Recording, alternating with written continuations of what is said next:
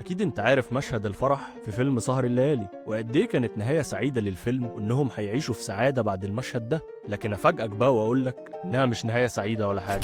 ركز كده معايا، في أول المشهد بيبين لك المخرج إن الأربع علاقات في حالة رومانسية جدا على صوت فيروز والموسيقى الهادية، وفجأة إضاءة القاعة بتتغير وإيقاع الأغنية بيعلى فجأة، وكأنهم كانوا في حلم وصحيوا منه فجأة. والمخرج عايز يقولك إنهم هيتصدموا بحقيقة إن المشاكل ما اتحلتش ولا حاجة زي ما هم فاكرين. من أول ظهور حامد بيه وهو بيشاور لإيناس بيبوسها من بعيد وإيناس بتسلم عليه، وده يدل على إن علاقة المصلحة والشغل اللي بينهم هتستمر، وسامح لسه مش حابب وجوده ومش مرتاح له، وخالد ماسك إيد بيري وفي الناحية التانية ماسك إيد بنت تانية وبيحط إيده على كتفها خلسة كده من غير بيري ما تاخد بالها، يعني لسه عايز يخونها تاني. ومشيرة لابسة الكوليه اللي وائل جابه لها هدية، وده يدل على إن هي لسه بتفكر فيه. ومشيرة بتخبط في فرح كده من غير ما تقصد، وفرح أول ما تشوفها هي وعلي هتفضل بص عليهم شوية، وعمرو بيلاحظ ده وبتعدل له الجرافطة عشان عايزة تبين لهم يعني إنهم سعداء جدا مع بعض، وده يدل على إنها مش ناسية القصة القديمة وهتفضل تقارن ما بينهم برضه. والكاميرا بعد كده بتاخد المشهد من فوق وهما بيلفوا، وكأنهم في دوامة هتفضل تلف ملهاش آخر، وإن المشاكل ما اتحلتش، بالعكس المشاكل ممكن تحصل هي تاني. وكل ده والمخرج والمؤلف حاطينهولك في حالة حلوة كده بين الصحاب وعلى أغنية سهر الليالي لفيروز